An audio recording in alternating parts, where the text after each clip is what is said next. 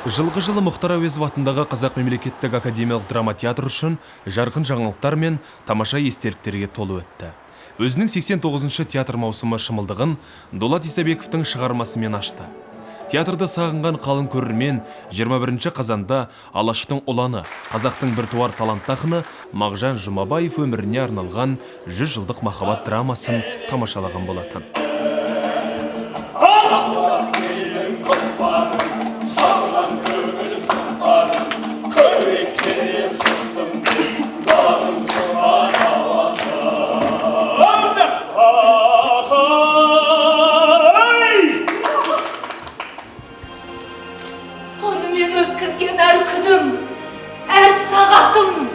Тәңірдің маған тартқан теңдесі жоқ бақытындай көрінуші еді.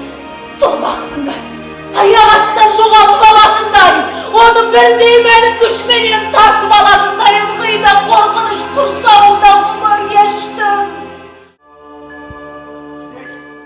Жарыс Лиханның естелігі арқылы берілген спектакльдің қоюшы режиссері, Қазақстан Республикасының еңбек сіңірген қайраткері Алма Какшева болса, қоюшы суретшісі Мұрат Сапаров екенін айта кету керек. Бұл шығарманы алудың өзі маған өте үлкен міндет атқарды, өйткені мен өз басым, өзі Алаш ағаларымыздың алдындағы бір міндетімді орындадым деп бұны ойлаймын. Менің бойымдағы бір жүкті түсірдім деп ойлаймын.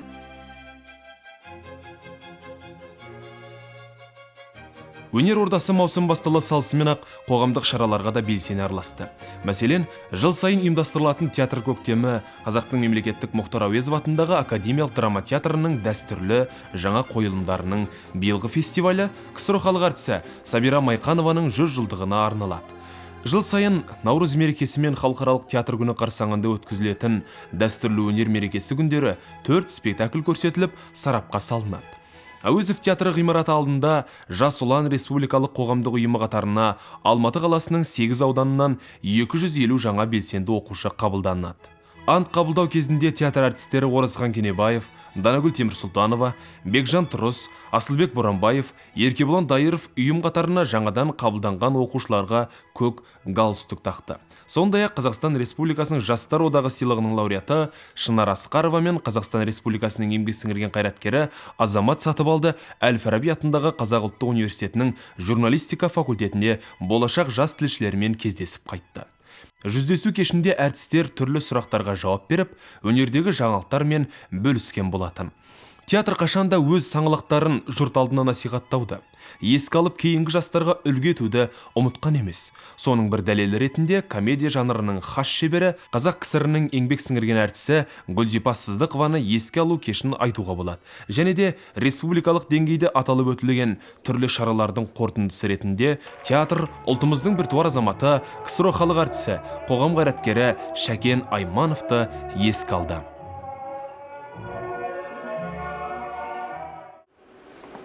Биылғы жыл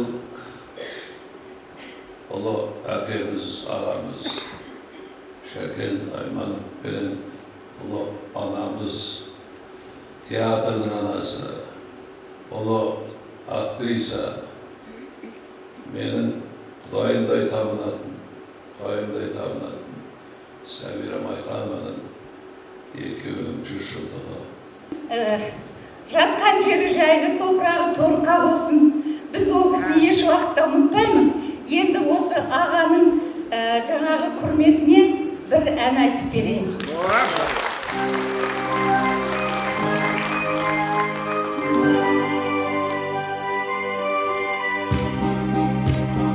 Арманың қырдан қашқан киіп екен, махаббат тақпен көрген биік екен.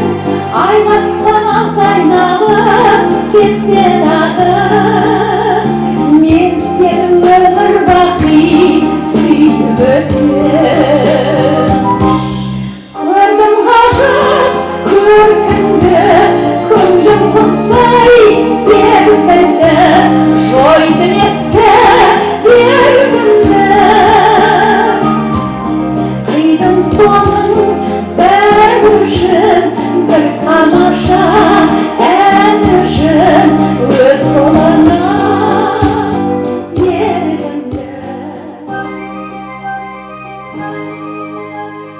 Заман көзін көрген бүгінгі аға буын өкілдерінің естеліктері мен жас әртістердің шәкен салған әндерді айтуы көрерменге кино мен театр актерін қайта тіріліп келгендей әсер қалдырды.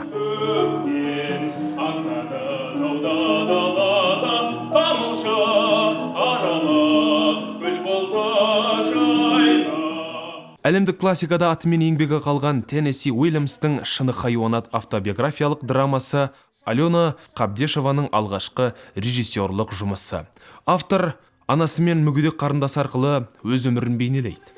Мұрат Сапаров салған бұл қойылым Әуезов сахнасына дейін Америкадан бөлек Еуропаның атақты театрларында қойылған.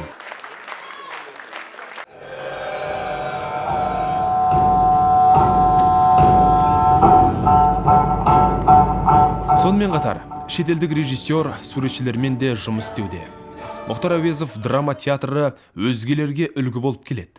Даңқы күллі Еуропаға мәлім Мүйізі Қарағайдай Литва режиссері, КСРО және Литва мемлекеттік сыйлығының егері Йонас Вайткус Иран ғайыптың Қорқыттың көрі аңыз дастанын Әкем театр сахнасында қойды.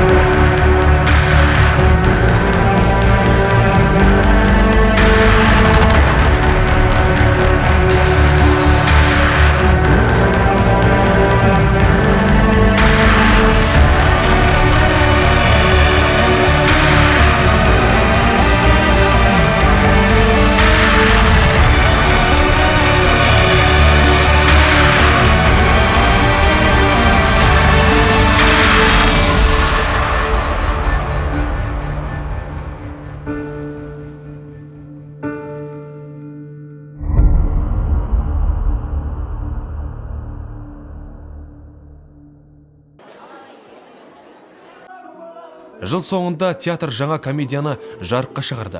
Қазақстан Республикасының еңбек сіңірген қайраткері режиссер Әубәкір Рахимов өз аударған француз драматургтері Филиппе Дюмануар мен Адольф Денеридің шығармасын қалың көрерменге паш етті. Режиссердің айтуынша Дон Сезар де Базан комедиясы әлем сахналарында сирек қойылған. Көрерменге күлкі сыйлаған спектакльден астырлы әжуадан бөлек ән мен би сахна сайысын көруге болады.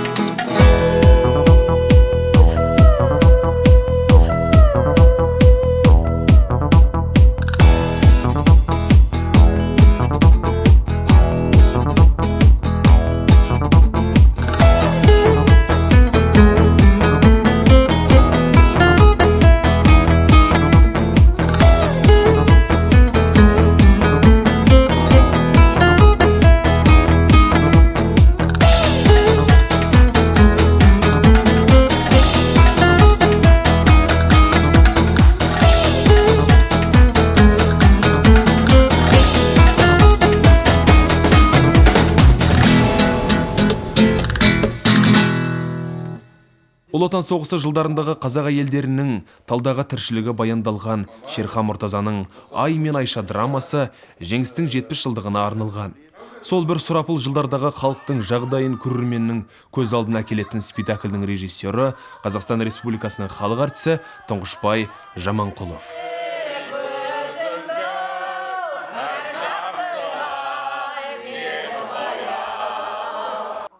Бұл елес, мына сцена. Санада қалған елес, дежавю. Поэтому какой-то... Ай, Мұртаза! Пауза. Сен ұсталдың! Пауза. Түс, алға! Пауза. Бір жылда бірнеше қойылымның премьерасын өткізген Мұхтар Әуезов театры гастрольдік сапарға шығуға да мүмкіндік алды.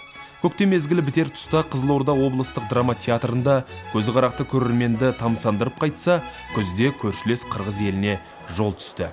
Бішкек қаласында қазақ театр өнерінің апталығы өтіп, айырғалпақты ағайындарды риза қылып қайтты. Сондай-ақ театр ұжымы Беларусь Республикасында өткен Белая Вежа 2014 фестиваліне қатысқан болатын.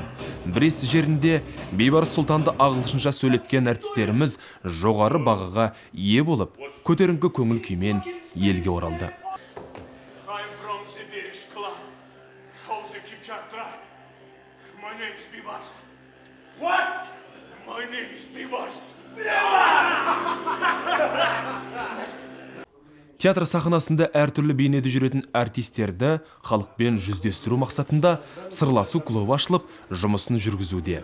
Аталмыш клубта осы күнге дейін Құман Тастанбеков пен Меруерт Өтекешева, Ғазиза Әбдінәбиева, Бақтияр Қожа мен Салтанат Бақаева, Алмас Шаяхметов пен Гүлнұр Шыңғысова қонақта болып, журналистер мен көрермендердің сұрақтарына жауап берген болатын.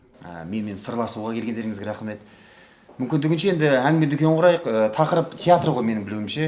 Бұл енді қасиетті қара шаңырақ, ұлы бабаларымыздың сол Ыдырыс ағадан бастап, Шахан ағаларымыздан қоштап, Сәбира апаларымыздың маңдайының тері, даусының үні қалған қасиетті театр. Бұл қазақ өнерінің қара шаңырағы.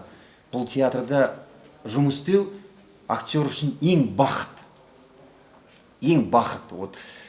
Егер актер үшін шексіз бақыт не десе, ол мен бірден Әуезов театрында жұмыс істеу деп айтар едім. Еңбекпен төккен тердің нәтижесі еленбей қалған жоқ. Бабы келіскендердің бағы жанды, үкімет тарапынан оң бағасын алып, мерей тасығандардың көшін бірінші дәрежелі достық орденін кеудесіне қадаған КСРО халық артисі Асанәлі Әшімұлы бастап тұр. Екінші дәрежелі Барыс орденінің иегері режиссер Есмұхан Обаев. Құрмет орденіне қол жеткізген артист Жоламан Әміров, Қазақстанның еңбек сіңірген қайраткер атағын иеленген режиссер Алма Какшева мен дәл осы атақ бұйырғандардың ішіндегі ең жасы актер Азамат Сатыбалды құшағын гүлге толтырып, әрқайсысы жеке сөз алып, театр басшылығы мен ұжымдағы әріптестеріне алғыс білдірді. Қазақ театр өнерінің қара шаңырағы заман ағымынан тыс қалмауды, жаһанмен бірге жаңарып отыруды теріс көрмейді. Қойылымдарға билетті жылдам алу үшін енді табан тоздырып кассаға барудың қажеті жоқ. Билет үшін театрға жүгірмей перне тақтада зырылдатып интернет арқылы тапсырыс беруге болады. Театр ресми сайтының онлайн билет бөліміне кіріп, қойылымдарға алдын ала билет алу қиын емес, әрі уақыт үнемдеудің тиімді жолы. Сондай-ақ театр әртістері мен жалпы қызметкерлер үшін қолайлы жағдайлардың барлығын жасау негізінде ескіні жаңарту мақсатында өнер ордасы ғимаратының екі жағында қос жаңа жедел саты жұмыс істеп тұр.